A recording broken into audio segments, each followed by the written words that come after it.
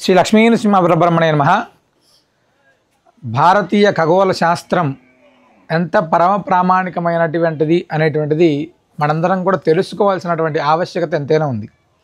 చాలామంది జ్యోతిష శాస్త్రం అనగానే అదేదో మూఢనమ్మకంగాను మనకు సంబంధించింది కాదు అని చెప్పి చాలామంది వాదిస్తుంటారు. వితండవాదులు, వివిధ రకాలైనటువంటి సంఘాలు.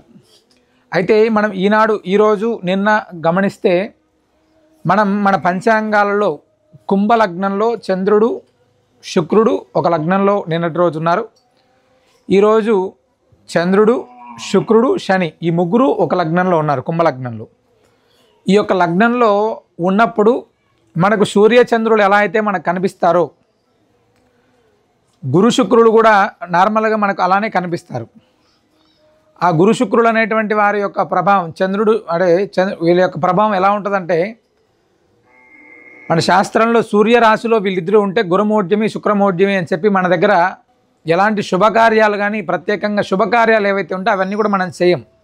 మనం ఈనాడు గమనిస్తే చంద్రుడు, శుక్రుడు, శని ఈ ముగ్గురు కూడా ఒకే లగ్నంలో ఉండేటువంటి విధంగా మనం చూడొచ్చు. చంద్రుడికి కింద పూర్తిగా ఒక చుక్క కనబడుతుంది, దీన్ని వేగు చుక్క అంటారు మామూలుగా. శుక్రుడికి సంబంధించినటువంటిది అది. చంద్రుడికి పైన శనికి సంబంధించినటువంటి చిన్న అంటే చాలా అస్పష్టంగా కనిపిస్తుంటాడు శనికి సంబంధించినటువంటి నక్షత్రం. మనం గమనిస్తే మన శాస్త్రం అంటే ఖగోళ శాస్త్రం అనేటువంటిది ఎంత గొప్పది, భారతీయ విజ్ఞానం అనేటువంటిది ఎంత గొప్పది. కొన్ని వందల సంవత్సరాల క్రితమే మన పంచాంగాలన్నీ కూడా రాసి ఉన్నారు. అదేవిధంగా వచ్చేటువంటి పంచాంగాలు అంటే 2020, 2050, 2100 సంవత్సరం దాకా కూడా మన పంచాంగాలను గణితం చేసి ఉన్నారు మన పెద్దలు. ఎప్పుడో వచ్చేటువంటి యొక్క గ్రహణ ప్రభావాల దగ్గర నుంచి ఏ సమయంలో గ్రహ గతులు మారుతాయి అనేటువంటిది పూర్తి స్థాయిలో టెలిస్కోప్ లేనటువంటి రోజుల్లోనే మన వాళ్ళు రాసి ఉన్నారు. ఈరోజు శనికి సంబంధించినటువంటి గ్రహాన్ని మనం చూడాలనుకుంటే టెలిస్కోప్ సాయంతో చాలా అస్పష్టంగా చిన్నగా కనపడేటువంటి దాన్ని చూడొచ్చు.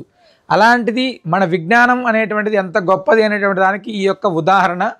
కాబట్టి దయచేసి జ్యోతిష్యం చెప్పేటువంటి వాళ్ళలో తప్పు వాళ్ళు ఉండొచ్చేమో. జ్యోతిష శాస్త్రం అనేటువంటిది సనాతనమైనటువంటిది, జ్యోతిష శాస్త్రం అయినటువంటిది పరమ ప్రామాణికమైనటువంటిది. కాబట్టి మనం అనుసరించేటువంటి విధానాన్ని ఖచ్చితంగా తెలుసుకొని పాటిస్తే అద్భుతమైనటువంటి ఫలితాలు జ్యోతిష శాస్త్రంలో ఉంటాయి. సర్వే జనా సుఖినో భవంతు.